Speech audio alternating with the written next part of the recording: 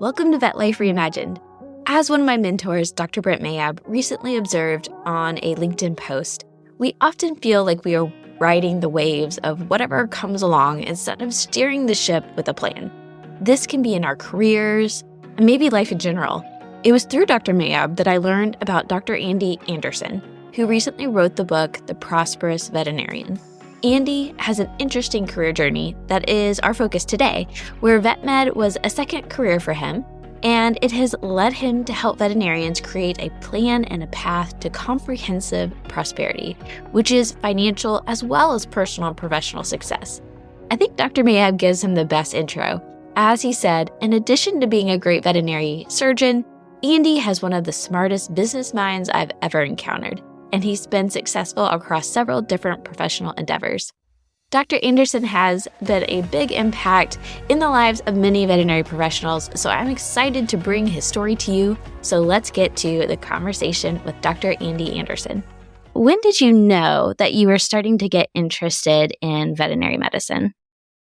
Well, first, Megan, let me thank you for having me and to celebrate what you've been doing with your work. I love opening the aperture of veterinarians to all the possibilities that their veterinary degree, education, and community can provide them. But to your question, I first knew I wanted to be a veterinarian when I was about 12 years old. Not an uncommon story when you ask that question of members of our profession.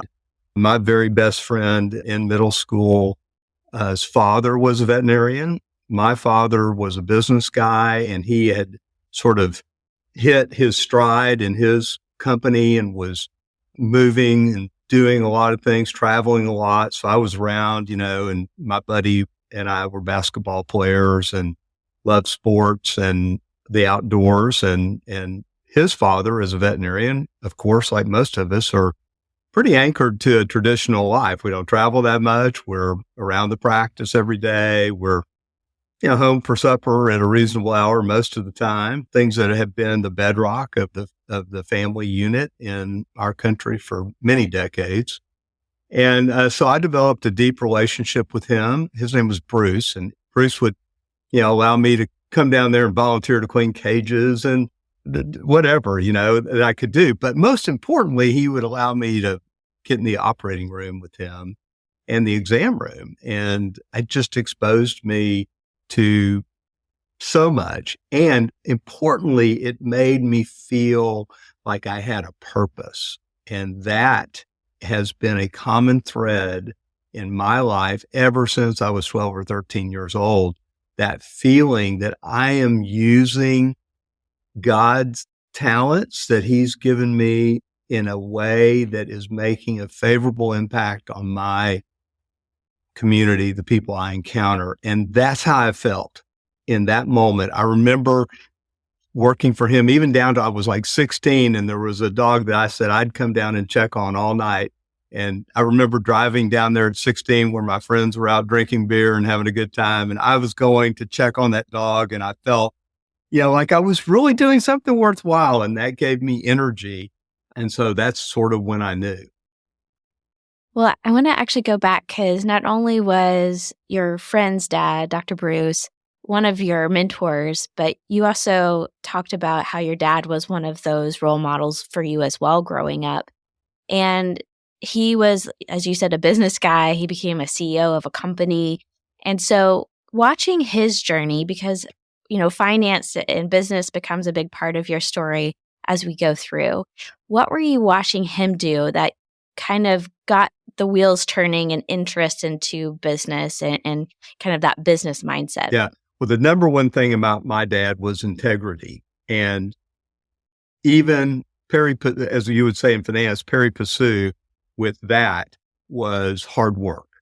And so those were the things that, the lasting impressions that I found in him that I was able to carry forward in my life. The willingness to make that commitment at a very high level and sacrifice and maintain a high level of integrity while doing it. And so I was watching him do that. Actually, there's a story in the book about my dad that's sort of the alternative to what I'm espousing here, which is take some risk. My dad was he was a product of the Depression. He was a product of a broken home in an era when divorce it was very stigmatized in his era.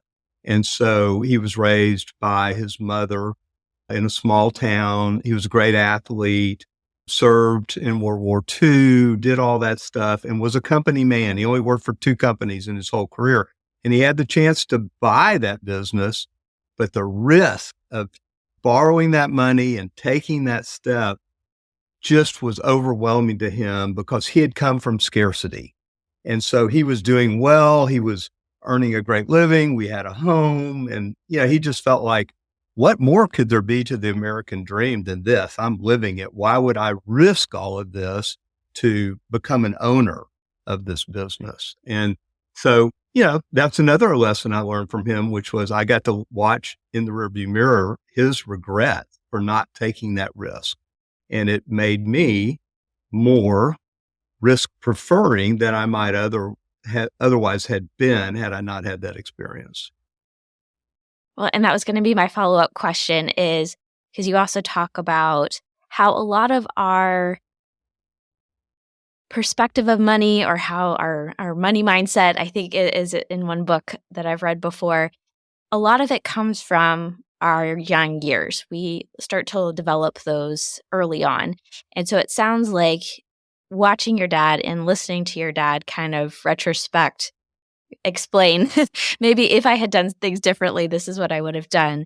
So would you have called yourself a little bit more or less risk averse than your dad, even at a younger age? Yes. Well, he took very good care of me and my sister and my mom. And so we hadn't really encountered scarcity and adversity. And while, I worked as a teenager and, did things that he made sure I knew how to earn a living and, be responsible, show up on time, have a smile on my face, say yes, sir, no, ma'am, all the things that are predictors of success in life. I hadn't really encountered any adversity. So that tends to make one, a little more risk preferring, a little more willing to say, things will probably work out. I've got a good backstop and so forth. But what you're bringing up is, I encourage people in the book to take the smart father-son team psychologists that have a test on money scripts, basically sort of uncovers your predisposed, pre-programmed attitude about money so that you're at least, engaging in some diagnostics before you just blunder through life, making bad money decisions. You know where they're coming from at least. And so that's a great tool as well. Yeah, I think it is. And I think actually Dr. Mayab was the person who encouraged me to read, is it called The Psychology of Money? I think that's the title of their book, I believe. Yeah. Yes. And it is very fascinating. One of the things that I talked to Dr. Mayab about too, and you talk about this in the book, is that in general, we think that people who enter the veterinary profession tend to be more risk averse. And so I think that's an important thing to identify in oneself if you are, because that helps know what you might need to make sure that you still are on these right paths to feel more supported and that you are taking things to reduce your risk as you're making decisions in business and even in personal finances. So yeah, and it's not surprising. And we tend to talk about this risk aversion in a financial sense. I don't find veterinarians in general overly risk averse in life overall. I mean, if you take the total of, non-financial and financial, I don't find them massively risk averse, but in the financial business realm, they tend to be risk averse. And part of it's just familiarity with the material. It's like, I don't know what anybody's saying. I don't understand the terminology. And therefore, I really need to shrink back. I think we are also, it's always problematic to generalize. I'll engage in it with that caveat that we're skeptics, I think, a little bit too. And so, everybody's from Missouri, right? Show me state. What are we going to do? Show me the truth here. So I think the combination of skepticism and unfamiliarity with business produces a kind of a stuck mode for veterinarians in making investments and taking risk and so forth. I think that's a great distinction because if you think about when we're young veterinarians, we are probably more risk averse because we're still learning things. And once we've accumulated skills and have done things a few times, we start feeling a little more confident about doing things that maybe are a little bit newer or, so I think that is a really good distinction is don't think you're a total risk averse person. It could just be when you don't know anything. So it just requires you to learn a little bit more, and we're great learners, so that we can definitely do. One of my favorite things to do in surgery with like a first year resident, I'll go in and walk up to the table and say, "Oh, you're not doing it that way, are you?" And of course, the reaction is like, "What did I do?" They're going to fall down. All the blood's left their cranium, and I'm like, "I'm just kidding, But you go into a third year resident and say, "You're not doing it that way, are you?" And they go, "Hell yeah. What of it?" I still around doing it. So to your point, there's nothing like repetition. There's nothing like, succeeding basically through trial and error. And that's why, I take issue sometimes with how much of a part-time professional we're becoming because you really learn, from doing it. And so you just do the math, it takes you twice as long to see the same number of cases working 6 days a week versus 3 days a week. And, extrapolate that and ask yourself, well, by when will I reach my best ever day as a veterinary clinician or however you want to think about it, surgeon, internist, whatever you are. Yeah. And I may come back to that. So hold that thought on work. But as we're talking about watching your dad, learning about finances, watching him, be top of this company, making different financial decisions. You were interested in veterinary medicine. You were also interested in business, and you decided to actually go pursue business as your first step into your career, even though you did your pre-vet studies. So do you mind sharing a little bit? You've done pre-vet work in college, and yet you decide to go to business school at Harvard. What were your thoughts at this time? So you're uncovering my professional bipolar disorder, and it's very fair game for this podcast because it just hopefully will encourage people to explore. But I'd even gotten accepted to veterinary school and I had to write them a letter saying, "I've been trying to do this for the last 4 years, and thanks for letting me in, but I'm not coming." Which made for an interesting discussion when I went back to reapply, believe me. But I had been exposed to so much, and I really, this is interesting. It hadn't occurred to me this way. I think, my family was all about business. So part of it was, am I willing to go sort of against the grain of my family dynamics? Am I willing to chart a new course? And maybe I wasn't quite as strong as I thought I might be. And, I got swayed a little bit by family members. But I think there was also an element of worry about, could I achieve the goals I had for myself financially as a veterinarian? And would business be a better path for doing that work? Now, I have a lot to say about that, as you know, in the book and later in our discussion. But so I did. I headed off down another path. I had some entrepreneurial time. I worked in the oil and gas service business. I worked in the oil production industry a little bit and quickly realized that a degree in animal science, biomedical science had not equipped me very well for that work. And so I just said, I got to get some credentials here. I got to learn these concepts and applied to a bunch of business schools.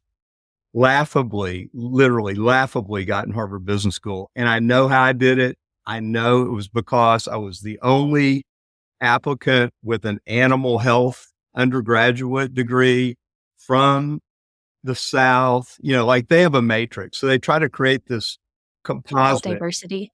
They try to create a composite of a class. And they had nobody that would fill in that box except me. So lo and behold, they said, well, we're going to give this Yahoo from Texas a chance to get in there. So I did, and I found this great guy from Oklahoma that I met. I'd known his dad in business. He was sort of the same box, but in the petroleum industry. And so we ended up becoming roommates and lifelong friends to this day. And I'm the godfather of his first son. And, it's been a great friendship. But anyway, that's sort of how I made the decision. And then fast forward, you'll get to the next step, which is, well, how the heck did you decide to go back to vet school 10 years later? And that has a lot to do with having, a dramatic period of introspection and self-examination of what is important in life. What are we here for? What does God have in mind for us? How do we live our purpose? All these sorts of topics that are best addressed with a bottle of red wine, from my point of view. And the sheer blessing of having a wonderful wife in Kim, who was a great listener, asked great questions, sort of called BS on things that she knew I was making up or trying to fit the narrative to what I wanted the outcome to be. And she would quickly put her foot down on that, and allowing me to reapproach, what is my purpose and why am I here and what can I best do in life? And I really found that being in the investment banking business, private equity business, and so forth was very much a zero-sum experience. I made a good deal. What I got that the guy didn't get or what have you. And it just wasn't grounding enough to the truths and my faith and how I see the world and how I want to interact with it. And I wanted to have a win-win experience every day of my life. I wanted to be able to collaborate with people and do work that benefited me and others, all at the same time. And I think that is one of the most beautiful things about our profession, and why I'm so engaged in beating the drum for people to, move on from their concerns about the things that are giving them malaise around, mental health and debt and all that. There's just so much opportunity and positive space to work in that we are uniquely positioned as veterinarians to take advantage of. Sorry, I'm rambling, but anyway, you get me going on that stuff. Those are good. These are things that we like to talk about on this podcast. So you've decided to go to vet school. I like that you give a lot of credit to your wife, because I think she seems to be a big part of the journey as well, even in creating the veterinary business. And I think you had a 1-year-old at this time too, going into vet school. Yeah. So big decision. Well, she's a true partner in life. I mean, we do everything together in the sense that make big decisions together, talk through direction together. She has, in most cases, been willing to be the gardener and let me be the flower, be the one that's taking care of our home and our family and our infrastructure and freeing me up to do things. So she's been sacrificial in that sense. And I always want to give her credit for that and make sure that any chance I get to shine the light on her contribution, that I do so. But it's been a great partnership. Now, going into vet school, you'd seen your friend's dad practice in a clinic. Did you know what you thought your vet career would look like? Or were you kind of open to just getting into vet school and exploring? Well, so, keep in mind, I'd had this whole career, and right. I happened to meet, my wife was a elementary school counselor. She had a master's in psychology, which is why she could help me sort out my troubles all the time. But she had the principal of the school that she worked in. Her husband was a boarded veterinary internist. And we met and we got to talking about, because at that time I was considering whether I would go to medical school or veterinary school. And I ultimately applied to both, got accepted to both, and chose veterinary medicine over human medicine. And he was a big part of that and was a big part of my mentorship as well. And I give him credit in the book. He's a wonderful guy. he actually was trained at AMC, practiced as a referral internist, and then put all that aside and built a general practice. He wanted very much to get back to the full cycle of care. He wanted to see puppies and kittens and, all that stuff and build a high-end advanced practice. And he did that, and it was terrific. Had a great career. Now retired, by the way. But that was my sort of reapproach to veterinary medicine. I would go to his practice, sort of observe, help out. I kind of wanted to test that out. By the way, I also tried to do the same thing in human medicine and just ran into brick wall after brick wall. So this is what I love Matthew McConaughey's book, about green lights and red lights, and it was clearly the green light was veterinary medicine. Everything that could possibly come together serendipitously was coming together. And it was just obvious that that was the path to go down. And that's been a part of my journey all along. I've always looked for the green lights and the paths that had less friction and seemed to be opening up before me. And, rather than just beating my head against the wall, because my will was such that I wanted to do it. I've always thought the universe, in my case, because of my belief in God, I believe there's lower friction paths are there for a reason. Pay attention before you ignore them and head off and beat your head against the wall for 5 years. It also seems like you find good friends along the way that also have big help. Because I think it was in vet school where you met Fred Williams, who would be a big part of your future as well. So, and was there competition? Because you talked about your rank in class. It sounded like there was a little competition there maybe between you two. Well, I definitely didn't come in first. He did. And, but I always tell him, I said, remember, I had a 1-year-old. So Yes. I get a little fractional grade point for something out there on the tail end of the number, but it was a good natured competition. It was not anything, significant. We were good friends. Although, my life was obviously quite different from his, having a child and trying to build that aspect of my life while going to vet school. And, but Fred became a great partner, and we are friends today and still working on things together. So it's been a terrific lifelong relationship. Yeah. And I highly encourage people when you're in vet school, and I think I emphasize this so much because I did not do this, is really embrace your classmates in vet school, make friends, because you never know what will happen. And these are your support people, definitely for 4 years, but it's a small, big industry. And I think it's really important to make sure that you are building relationships along the way. And I really liked that story of you having such a good friend in vet school. You did a lot. You both went to get in residencies and surgery and study for boards together in your own different Texan cities. And I think that's really important. And I think potentially, and I don't mean to put words in your mouth, but as you're building this relationship, you're probably also learning a little bit more about him and if he would make a good partner going forward. So is that true? What were you kind of seeing in him that gave you confidence that, yeah, he's the person that I want to partner with and go into a veterinary business with?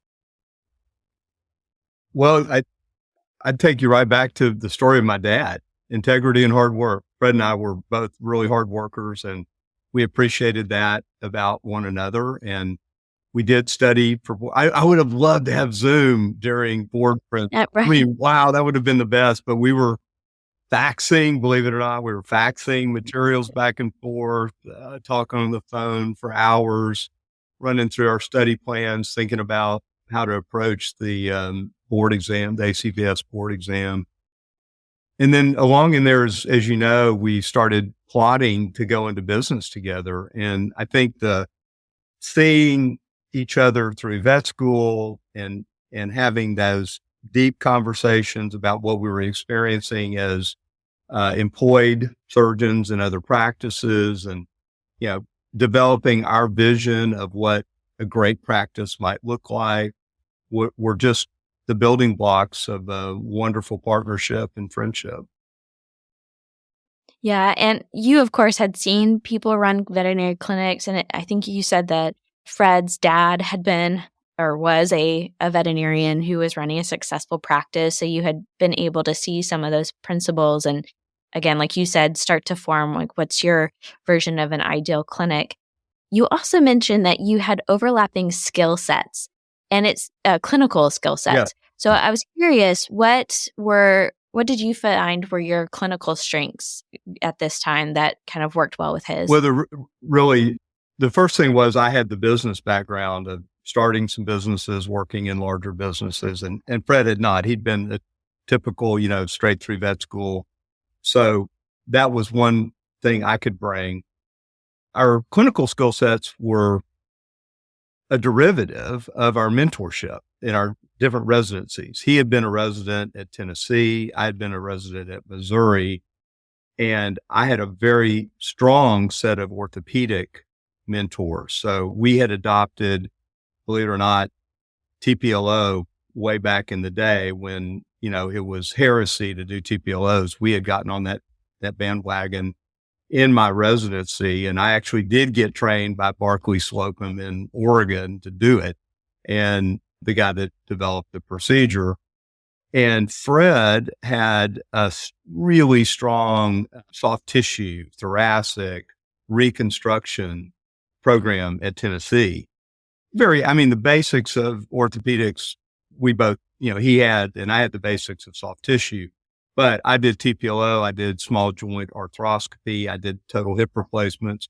Those were not things that Fred did coming out of his program. And so when we came together, we made one hell of a surgeon by putting us all, the two of us in the OR. We could address most things from pacemakers and thoracic duct work and massive reconstructions to stifle arthroscopy, shoulder arthroscopy, elbow arthroscopy, THRs, the whole bit. So we were a pretty good team.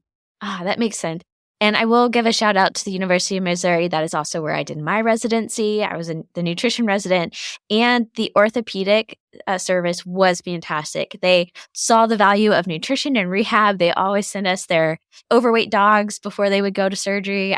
So we were a good team. So Yeah. they have some good orthopedic surgeons there. Well, sure. I owe so much to the whole faculty there for my training and to ACS for all the structure and work and the people that have gone before us to figure out an axial pattern flap, and things like that, so that most of us were just trying to learn the trade and practice it up to their standards. So that's veterinary medicine, right? We just have a wonderful legacy of mentorship and commitment to our patients and science, and we have a lot to be proud of. Agreed. Yep. And that kind of goes back to one of your values of purpose and being able to live that through this. And it sounds like people could see it as you and Fred are in practice and you're doing well and you're starting to explore expansion. You're attracting other veterinarians to this way of operating. And you mentioned that no one was quite doing it like you. You had a very unique way of running practices. Do you mind talking a little bit on that and what you thought people were seeing that was so special that they wanted to be a part of it? I think there were a couple of things. One thing is we valued all of the contributions of the different team members very equally. And of course, the whole compensation system of veterinary medicine has driven a wedge between colleagues because of the sort of pro-sal approach where specialties that have large tickets, whether they be because there are implants in there or whatever, are earning outsized wages versus people that don't have that procedure income.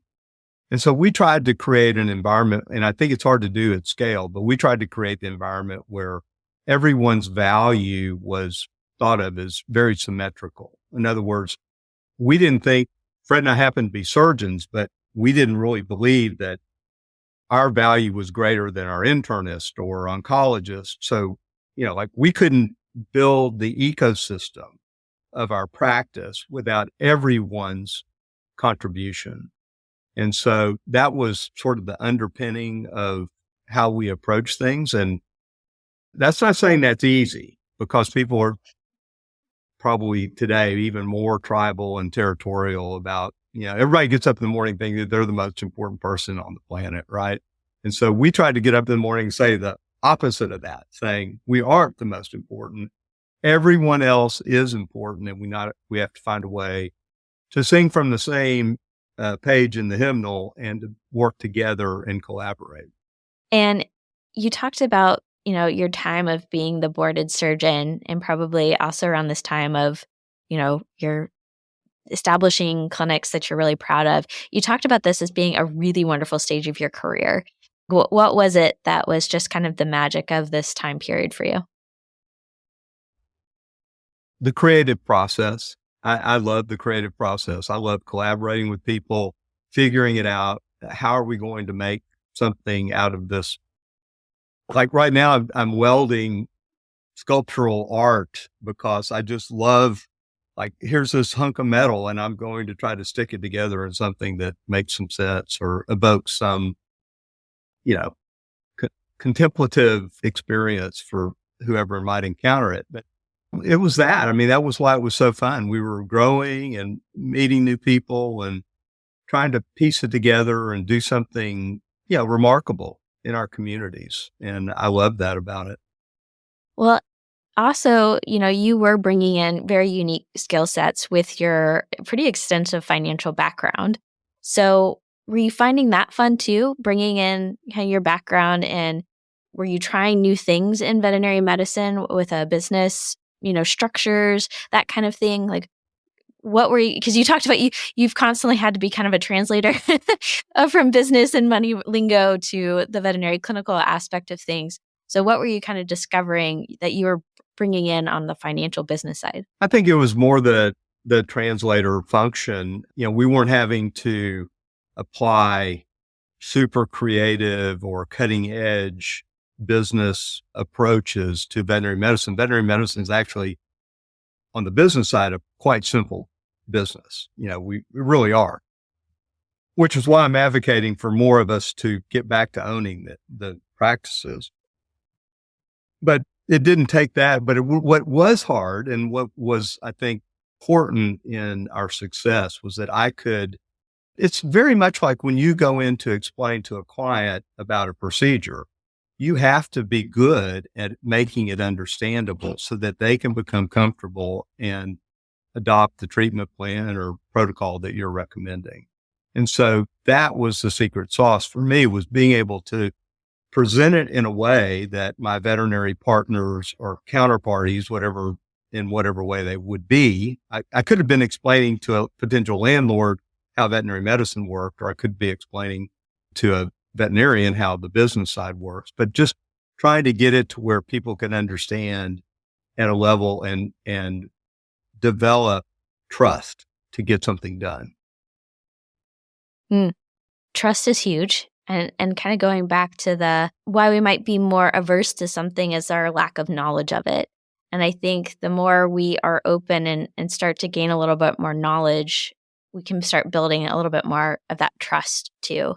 So, and especially, this is why I like that people in veterinary medicine can go all different places and come from all different places, is because I think there's something special among veterinary colleagues, is that there is a little bit of trust. When we hear someone else is a veterinarian, it's like, there's that kind of neat connection that we have. Maybe it's just we've been in the same trench. Yeah. I don't know. But for sure, shared experience is a great, if you look at the foundational elements of trust, shared experience is central to those principles. Everybody's been in an anatomy lab, right? That's the good starting point. All smelled like formaldehyde. Yep. Yes. I think maybe something happens to our brain with the formaldehyde. I don't know. Might be it. Yeah. Although there may be less and less of that going forward, the more we get techie and AI. And True. So if you're listening to this in the future, be grateful. And you talked also about the desire to share the benefits of being an owner of a practice, and wishing that more people embrace that part of veterinary medicine, because you've probably seen this. Our business models, the way we practice veterinary medicine has really changed in a lot of different ways, including how we are part of the practice. That right now we've got corporates buying corporates. That's one of the trends. But then luckily, another trend that people are seeing is they do think that they're starting to be more interested in ownership. So again, very, very timely. I think this is important to understand this. So do you mind elaborating just a little bit more on why you feel that being a practice owner and embracing that really is is special and something people should consider? Yeah. As we moved through the building of our practices and sold them to consolidators, that experience was financially very favorable, but emotionally not so favorable. And so the experience that veterinary teams and veterinarians have is highly influenced by the decision-making agency that exists within the four walls of the practice. In other words, the power to help the team, the client, and the patients have a great day has to rest primarily within the four walls of that practice. And that the organizations that serve that practice, so-called veterinary service organizations, have to get up every day with the principal focus being on serving the practices and the teams in those practices, rather than the other way around. And what's happened so often in the consolidated realm is that we end up with a lot of non-veterinarians who don't know, what it's like to enter an exam room, examine a pet, run diagnostics, come back and suggest a plan, and complete the plan and return the pet better than you found it and get paid to do that. Very few of the people that work in these VSOs have ever done that. So they don't get the important aspects of it. So 5 years ago, as you know, I went back. Didn't think I was going to do more in veterinary medicine, but I just felt like I had to get back into something, putting ownership back in the hands of veterinarians. I went back to work as the interim first CEO at CityVet. Now I'm the executive chair, and we spend all of our days trying to open new practices with veterinarians as owners so that they can have the agency to make that practice the best it can be every day, based on their personality, based on their leadership skills. And then we want to help with all that. But that's what I think is the sort of underpinning of the success of owning veterinary practices. The derivative is that they're going to do well financially, much better financially than they will do as employees. And it's not for everybody. It's a lot of sacrifice, long hours, commitment, sleepless nights, whatever. It's work. But there are plenty of people that are willing to sign up for that. So I think that I know we're going to do some segments on 2025, but I think that's part of the trend. I think veterinarians are going to become owners at a higher rate going forward than they have recently. And it just kind of hit me as you did that summary, kind of your motto of that live, share, serve. Right. Really, it kind of was highlighted right there. You did a lot of learning, you did a lot of sharing, and now you're really serving by that. That's what you do every day. You're able to bring in that creative piece that you enjoyed, as well as the give back part of what you're doing now with CityVet. And you also mentioned when you sold a practice to a consolidator, it was financially very successful, but there was a piece that did not feel right. And I think that also can pull into something that you're really passionate about around that comprehensive prosperity and really understanding the word prosperity, or some people might say, success is more than financial. There's other aspects of that. And for me, I even see how that pulls into that aspect of purpose that you're always striving for. But do you want to share a little bit more about how you kind of came to that belief around comprehensive prosperity and were able to eloquently verbalize it in a wonderful book? Yeah.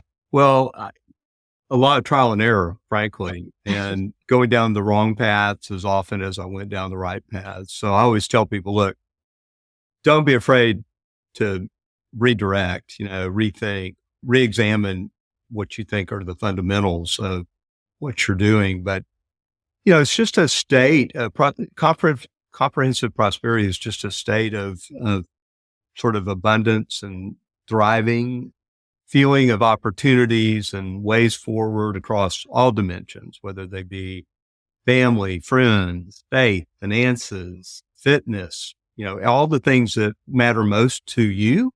It's a customized thing. It's not necessarily prescriptive, but spending some time thinking about what it is for you is where I find people have not invested. They're underinvested in sort of that examination of what is it for me that would fit into the definition of comprehensive prosperity. And, a lot of veterinarians will say, well, I don't care about money. And I'm like, fine, great. I'm not saying you should. Beyond the fact that you will have to pay for some things and you're not going to want to work till you're 90. So I'm encouraging you to care a little bit about it, but it may not be the driving force for you. But we want to have a balanced life. We want to experience overall satisfaction with our life experience. And, like you've just have a new baby in your life and you're having a full experience as a mother, and your husband is having a full experience as a father, and there's all that learning that's occurring. And so, it's just, we don't want a one-dimensional life to objectify anything, whether it be work or money or whatever. That's a bad thing. So it's about having that comprehensive approach to life that's leading you on a path that when you get to my age and older and you look back and you say, you know what, I did that pretty well. Really, I did. I did a lot of good in the world. I enjoyed it. I've learned, and for me, the learning, sharing, serve is just sort of my purpose with a capital P. And, there are situational little p purposes that come along where right now, I think your little p has a lot to do with your daughter and how I'm going to get her through the first year of life successfully. And, they don't break very easily, so you're in good shape. But, it's just it's a big concept. But when you, like anything, if you will break it down, and, in the book, there's a process you can go through.